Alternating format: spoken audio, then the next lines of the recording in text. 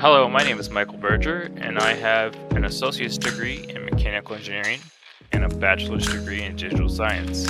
I have a certificate in AutoCAD and cybersecurity. I work as a student IT assistant at the University of Akron, a math tutor at Stark State College, SMT operator at Airborne Electronics, and as a student team leader at Kent State University in the Federated Desktop Support Department.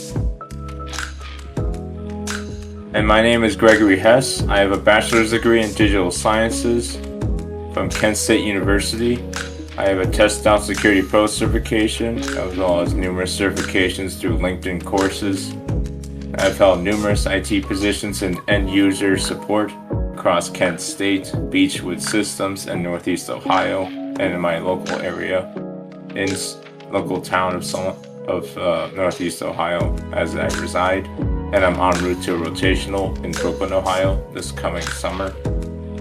As of February of 2023, I reside at a business analyst position in my current company in a bank in the Ohio area.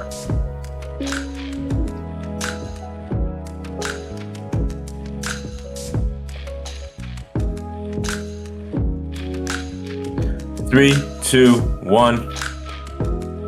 Hello, everyone. Welcome to another episode of the Health Awareness Podcast. It is a nice sunny day here.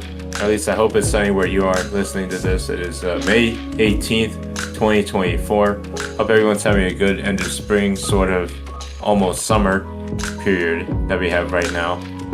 And today we are going to direct to you all the focus of today's topic of oral health and how its outreach goes towards many other areas of your body beyond, your mouth. I'm one of your hosts, Gregory, here as part of M&G Productions. And here with me is my other co-host, my friend Mike, down in Florida. Before we get started here, Mike, how you doing? I'm doing pretty good, Greg. How are you doing? It's been good, man.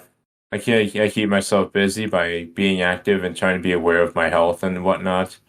And then Mother's Day, I'll dump money for a cake, and I'll have to do more gym work because I got a cake for Mother's Day.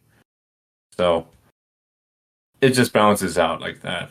But speaking of balancing out here, balancing out your oral health is an important aspect, as it's more than just brushing your teeth twice a day. It's about care for your gums, as well as the reach of that, as well as how that affects all other aspects of your body, which we'll get to today. Now, we covered some videos on this as well. So, Mike, why don't you start with what you found in the first video? So yeah, our first video is all about what would happen if you don't brush your teeth. So a lot of people ask the question, especially children growing up. They ask why do they have to brush their teeth? And a lot of us, I know I got the answer because I said so a lot. But I think we all get stuck with that question, like why do we do this so often? Like, if you look at evolution, like you don't see chimpanzees brush their teeth. You don't see rats crocodiles. You don't see all of these other animals brushing their teeth, but it comes down to longevity and diet. So like we live longer and longer nowadays. We what happens is like it wasn't affecting us because we didn't live as long, but now that we live longer, it's starting to affect us. So we developed processes that help us hold on to our teeth longer. And another thing to keep in mind is that it's also affected by diet. So things like wheat and sugar, anything that bacteria like to feed on, is gonna bolster their numbers in your mouth. So this is why we have to brush them twice a day. Yeah, and the outreach of that goes tenfold on when you don't do that across many different ways it can damage your system, such as your cell tissue and your bones. density over time. As long as the importance of being able to maintain yourself with getting intake of calcium and vitamin D, which is good for your strong bones and teeth. And calcium can be made through supplements or other dairy products as well if you're unable to drink dairy-laden milk, like myself and Mike here. That's a topic for another day of how both of us in our 20s have already started to not be able to take lactose anymore pretty well. But regardless, the outreach of your oral health extends itself in many ways. And I've been someone who's had his wisdom teeth taken out late. Like, there's people out there that took it out like at 8, 9 years old. I got mine out when I was 22. So, not that long ago. And I saw the outreach of how bad my health was when some of the teeth were impacted because of the bad state of my gums at the time. Which we'll get into more of that later on the affect of periodontitis, or gum disease, as my dentist thought I had at least once or twice the almost like the early stages of it. As we go through this material here right now. Yeah, I've been told by my doctor that I'm seeing early signs of gingivitis when I go to the dentist as well, and they've recommended different different toothpaste, different mouthwashes and stuff like that. Like Pronamel. So, You like Pronamel? I think it's a different off-brand of that. Okay. But yeah, you get this little pumpy thing that you put into like a tiny cup. And then you fill it with water to this line, and you fill it with the other thing to this line, and shake it up. And it's kind of like a mouthwash. It just doesn't taste as minty. Okay. Because there's Listerine, which is like almost pure alcohol, which will get the job done, no doubt. It just hurts when you swish it in your mouth. Yeah, I mean there are non-alcohol ones out there too. There's I would definitely TheraBreath is non-alcoholic, I'm pretty sure. The different mouthwashes, because I've noticed that the ones that my family use, I don't like, and I've tried a couple different ones, and I found one that makes my mouth feel fresh afterwards, and it doesn't taste like I don't know, it just doesn't taste horrible. It tastes like you're swishing like pills in your mouth. Yeah, so definitely look around and find the best one for you. It doesn't hurt to ask your dentist either. They definitely have some good recommendations. I would always recommend asking your dentist whenever you go to switch your toothbrush or your mouthwash, or because there are ones out there that are not as effective. I did some research into there's these hands-free toothbrushes where you just put them in your mouth and they brush without you having to do anything. Apparently those right now, the technology is not advanced far enough for those to be as good a clean as if you had a regular toothbrush or even a electric toothbrush. Yeah, the aspect is all I imagine this can be at some special health CES show, but it's all about the execution of it as well. Another note they would tell me was that I was brushing my teeth too hard. Oh yeah, I've gotten that too. That was another problem, which I have actually sites here on why brushing your teeth too hard is actually kind of bad for you, as it can make your teeth hurt and cause damage to the root right under them, as on top of just pain and infection if your blood cavities get weak from that as well. If you put so much pressure on the teeth, it starts digging into the gum further, and the gums start to bleed a little bit, opening your mouth for our favorite unhelpful friends, infection from bacteria. So Well, speaking of infection, I want to go into like the process of what would happen if you stopped brushing your teeth. So first off, what happens is your cells get damaged by this bacteria. Yeah. So it's the tissue, the cell tissue, or your gums. They get damaged by the tissue, and the bone also gets damaged. And this allows them to get disease.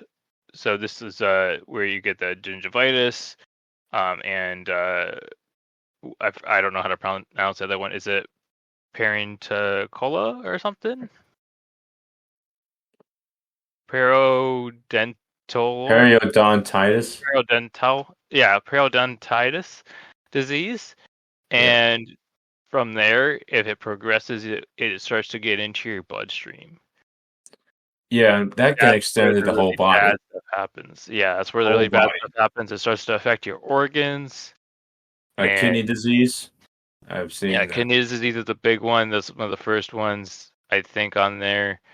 And um, It can then extend to problems outside the organs as well, such as infertility.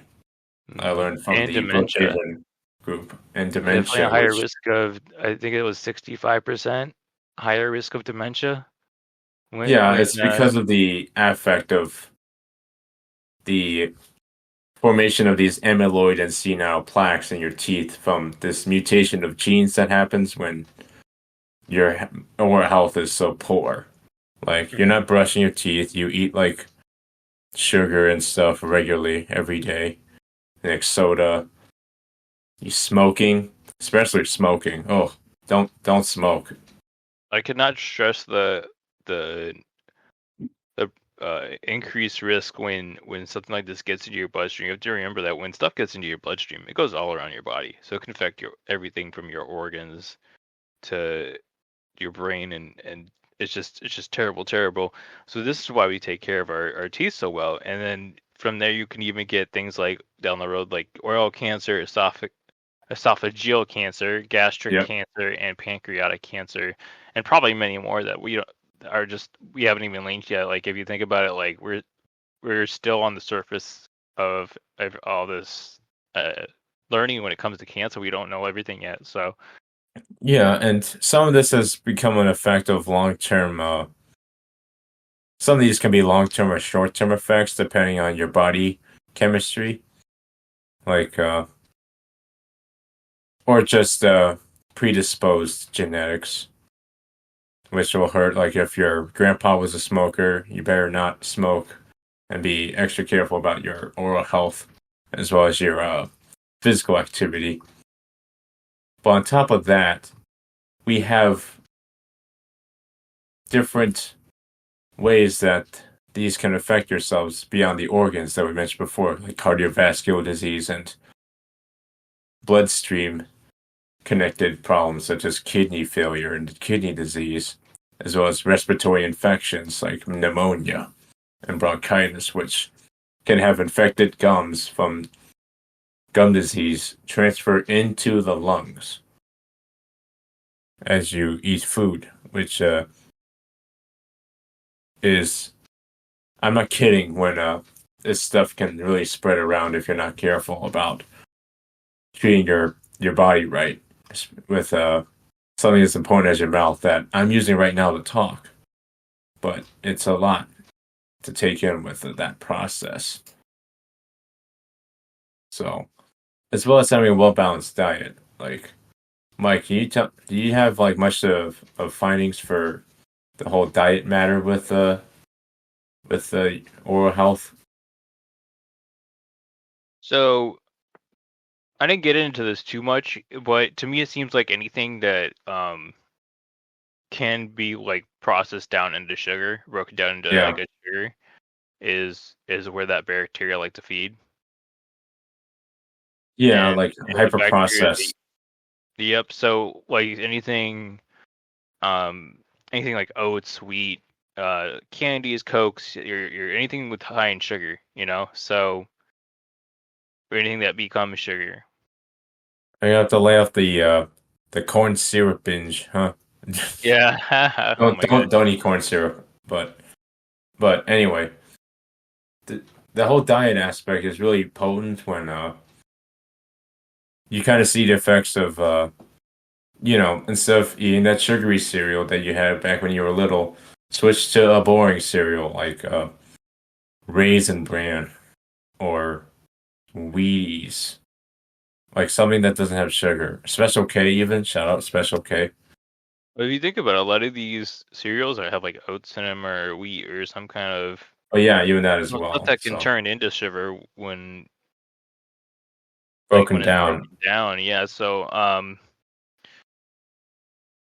I know like I don't know if we talked about the keto diet before, but like a lot of people are praising the keto diet for getting rid of all these like starchy and wheaty and oaty and like all this stuff that is causing us Absorbs. to be like pre-diabetic, which Yeah, is and another the thing yeah. that I think I read somewhere that's part of uh your mouth health is when it becomes diseased or it's bad off like that, it can affect I think they said it affects maybe gives you a higher risk of becoming pre-diabetic or something like that. Yeah. Do you remember that at all? I can't remember exactly what they No, said, it, but it does because the whole carb there's buildup definitely some correlation there. as well as the onset of the bacteria absorption on top of the mounds upon mounds of next to no health like vitamins from that process as well as just not good. If you're gonna, we kind of mentioned this in our other past episodes on the food pyramid, but if you're gonna have to have bread or make a sandwich, get real bread, like not like the store like bought like bread where it's like it's got like hyper enriched flour, potassium bromate, which is all bad chemicals. You get like the organic bread, like brown berry or Dave's Killer Bread or something similar to the like that we mentioned that we covered in our food pyramid podcast. So go and check that out if you want to hear more about food aspects about that and how they affect your health. But back to oral health here. As we circle into this piece from the College of Dentistry at the University of Illinois, Chicago. I don't know why it's read like that, but University of Illinois Chicago College of Dentistry linked up periodontitis, gum disease, with serious health ramifications, such as the amount of people, about how half of all Americans 30 and older, about 65 million of them, suffer from gum disease, which is preventable. Gum disease is preventable. I want to make that clear. But the fact that this happens so much is the effect of conditioning of bad diets, as well as habits like smoking. That even though smoking's gone down in the past like 30 years, the secondhand smoke and aspects from the factory and pollution are still present. The damage your mouth, essentially, from those after effects.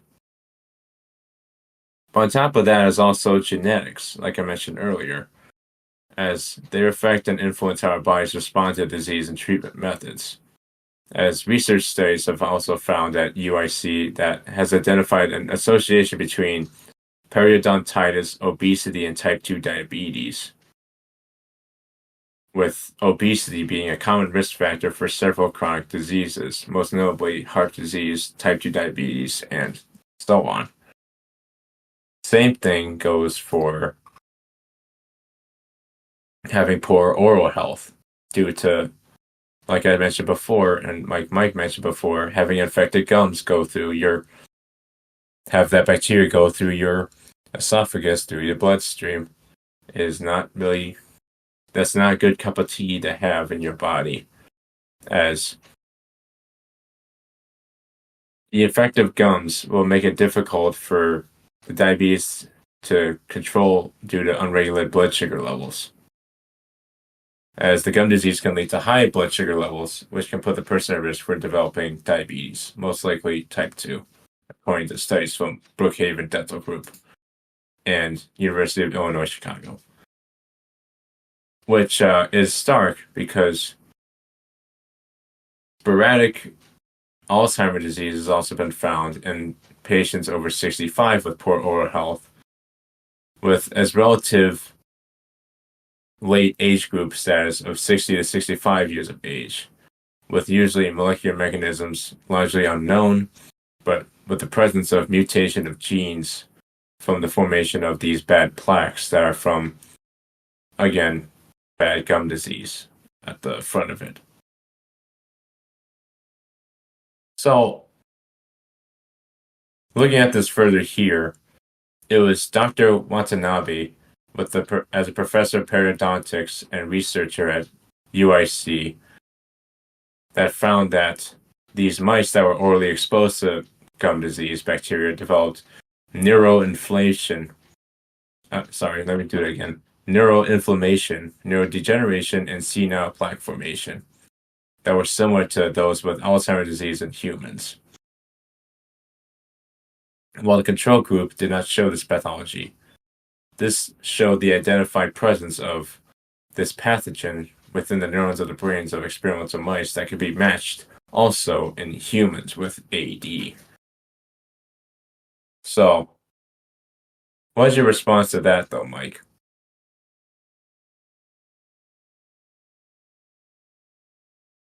I gotta be honest, I zoned out there for a minute. That is a lot of information.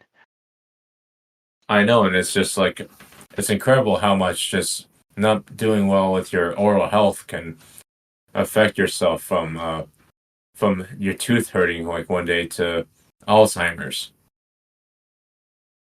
when you're older. So, I'm sorry for the info dump there, everyone. Yeah, but we just dumped a lot on you guys, but I think we want to wrap it up here in saying that we hope you guys are out there brushing your teeth twice a day, and we hope this encourages you to keep up on the grind. This is important for not just your mouth health, but it affects your whole body now and far in the future.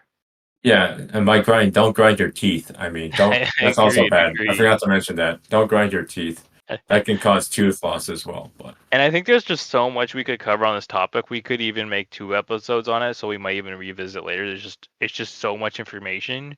Yeah, the research is continuous as well. Yeah, I would think it's just good to get this out there, and I would definitely like to cover some tech, maybe some tech.